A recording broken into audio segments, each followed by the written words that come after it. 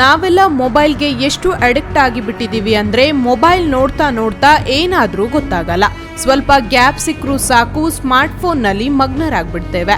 Time pass ಮಾಡಿದ್ರೆ okay, ಆದ್ರೆ ಕೆಲವೊಮ್ಮೆ ಮೊಬೈಲ್ ನೋಡ್ತಾ ಎಡವಟ್ಟುಗಳೇ ನಡೆದು ಬಿಡುತ್ತೆ. ಹೌದು, ಈ ಕುರಿತಾದ ವಿಡಿಯೋ ಒಂದು ಸೋಷಿಯಲ್ ಮೀಡಿಯಾದಲ್ಲಿ ತುಂಬಾ ವೈರಲ್ ಆಗ್ತಾ ಇದೆ.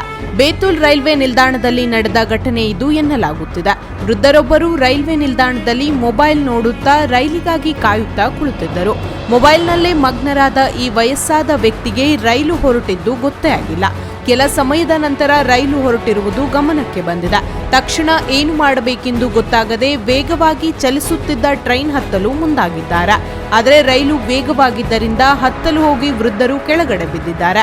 ಅಲ್ಲೇ ಇದ್ದ ಕಾನ್ಸ್ಟೇಬಲ್ ಒಬ್ಬರು ಅವರನ್ನು ಎಳೆದು ಜೀವ ಉಳಿಸಿದ್ದಾರೆ.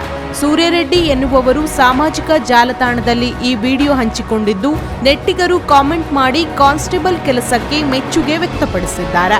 ಹಿರಿಯರೇ ಇರಲಿ, ಯುವಕರೇ ಇರಲಿ, ಮೊಬೈಲ್ ಬಿಟ್ಟರೆ ಬೇರೆ ಪ್ರಪಂಚವೇ ಇಲ್ಲ ಎನ್ನುವಂತೆ ಮೊಬೈಲ್ ಚಟಕ್ಕೆ ಬಿದ್ದಿರುವುದು ದುರಂತವೇ ಸರಿ. ಒಟ್ಟಿನಲ್ಲಿ ಎಲ್ಲೆಂದರಲ್ಲಿ ಕುಳಿತು ಮೊಬೈಲ್ ನೋಡುವ ಮುನ್ನ ಈ ವಿಡಿಯೋ ನಮಗೊಂದು ಪಾಠವಾಗಬೇಕು.